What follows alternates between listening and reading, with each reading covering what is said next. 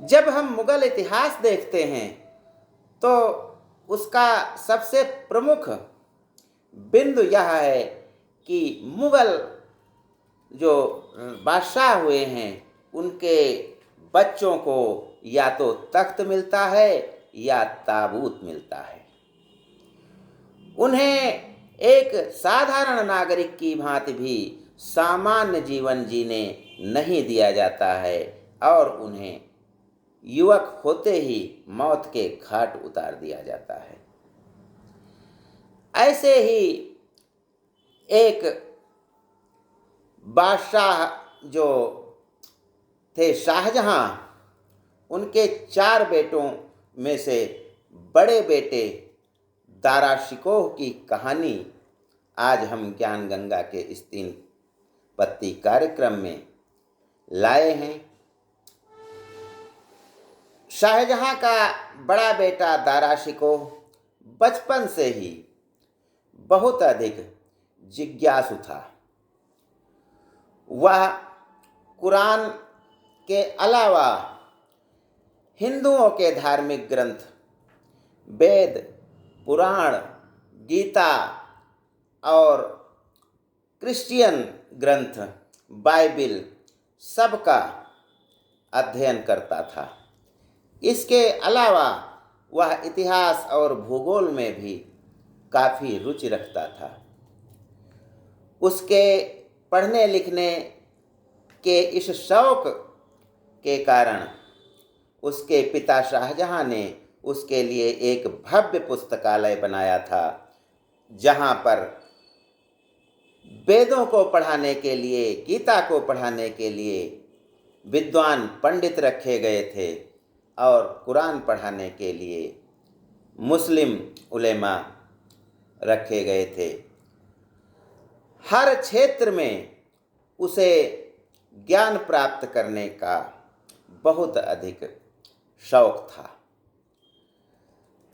पढ़ते पढ़ते वह सारे धर्मों का रहस्य जानना चाहता था और वह चाहता था कि सभी धर्म श्रेष्ठ हैं और जो एक ही ओर जाते हैं, जैसे सारे देश की नदियाँ समुद्र में मिल जाती हैं, ऐसे ही सारे धर्मों का जो लक्ष्य है वो परमपिता परमात्मा को पाने का है, साक्षात्कार करने का है।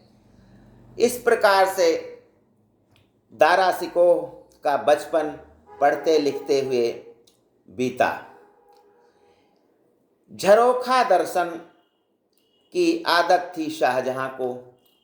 झरोखे से वह प्रजा का अभिवादन स्वीकार करता था और कभी कभी हाथियों की लड़ाई को भी देखा करता था। एक बार शाहजहां महल के झरोखे से हाथियों की लड़ाई देख रहा था, तभी अचानक एक हाथी बिगड़ गया और वह इधर उधर गुस्से में भागने लगा। दारा शिकोह भी इसे देख रहा था और उसका भाई जो है वह भी इसे देख रहा था। औरंगजेब, छोटा भाई, अचानक भीड़ से निकलता है और हाथी की पीठ पर चढ़ जाता है और धीरे धीरे वह उसे काबू कर लेता है। दारा शिकोह जहाँ दूर से देख रहा था, वहीं औरंगजेब ने यह करतब कर डाला।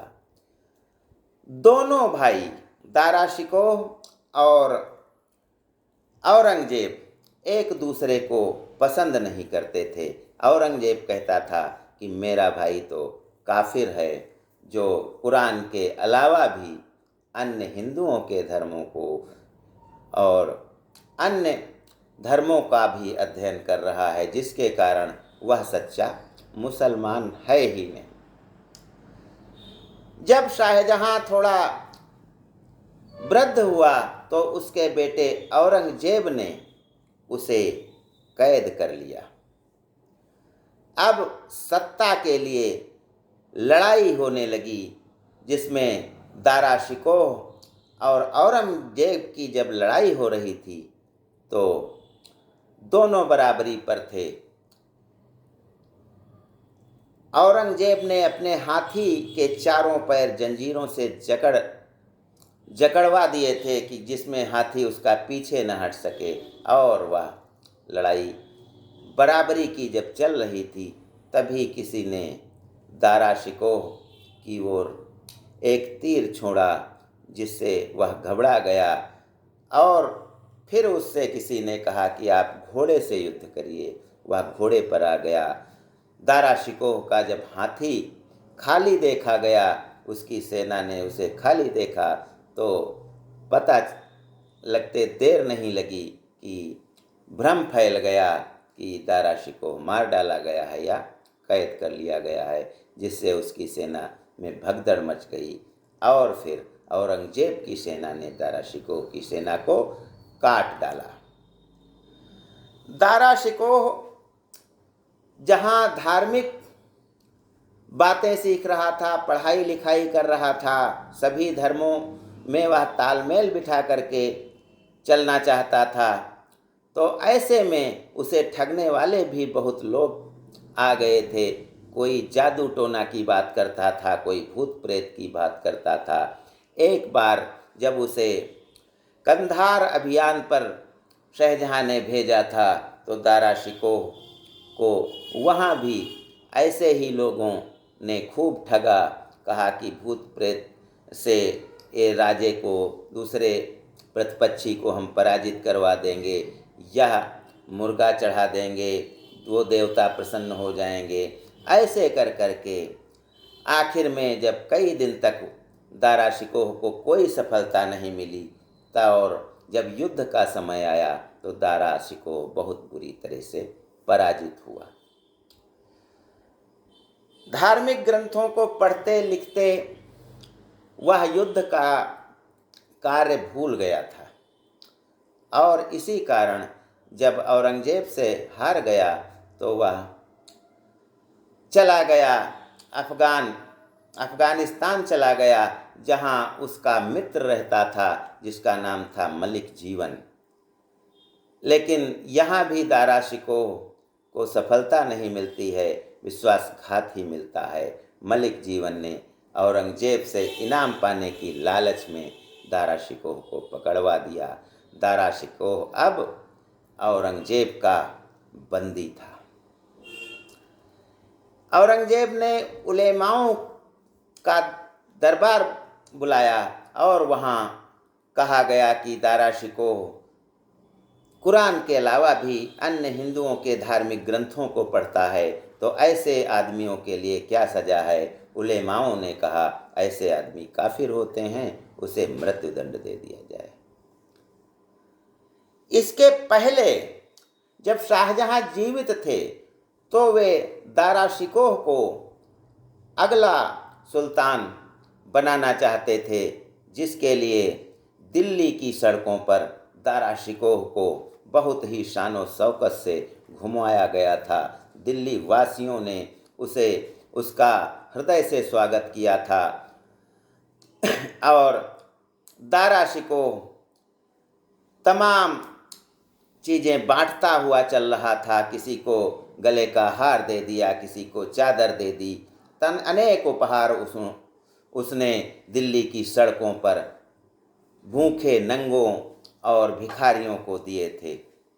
अब जब उसे फांसी की सज़ा मुकर्रर कर दी गई, उसके पहले एक मरियल हथनी पर दारा शिकोह को बिठा करके उसके लड़के को दूसरी मरियल हथनी पर बिठा करके औरंगजेब ने सारी दिल्ली में घुमाया कि देखिए वही बादशाह है, लेकिन अब इस हालत में है। एक फ़कीर जिसको दारा शिकोह ने पहले जब चादर दी थी, पहले जब उसके पिता ने जब घुमाया था दिल्ली की सड़कों पर राजकुमार की हैसियत से, वह रोता हुआ आया और नंगे जिस्म पर उसने वही चादर दारा शिकोह के बदन पर डाल दी।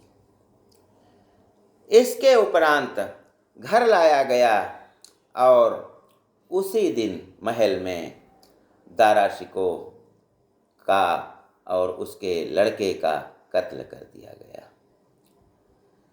कत्ल करने के उपरांत उसका सर एक थाली में सजा करके उस पर एक रेशमी कपड़ा डाल करके उपहार स्वरूप शाहजहां को भेजा गया, जो आगरे के लाल किले में कैद था। औरंगजेब ने लिखा कि एक ऐसा उपहार भेज रहा हूं जिसे देखकर आप जीवन भर याद करेंगे। जब शाहजहां ने खोला पर कपड़ा हटाया तो उसे अपने प्रिय पुत्र दारा शिकोह का सर देखकर मूर्छा आ गई। औरतें जितनी थीं सब रोने लगीं और वह बहुत समय तक मूर्छित अवस्था में रहा।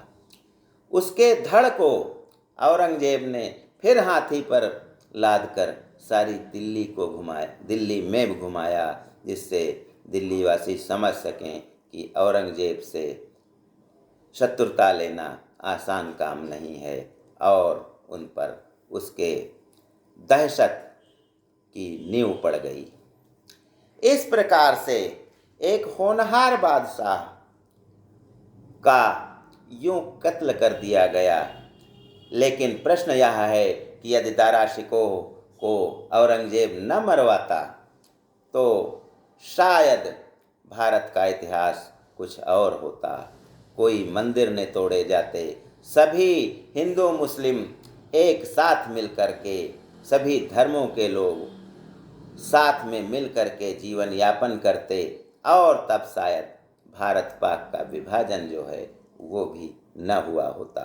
ज्ञान गंगा में बस आज इतना ही। जय हिंद, जय भारत।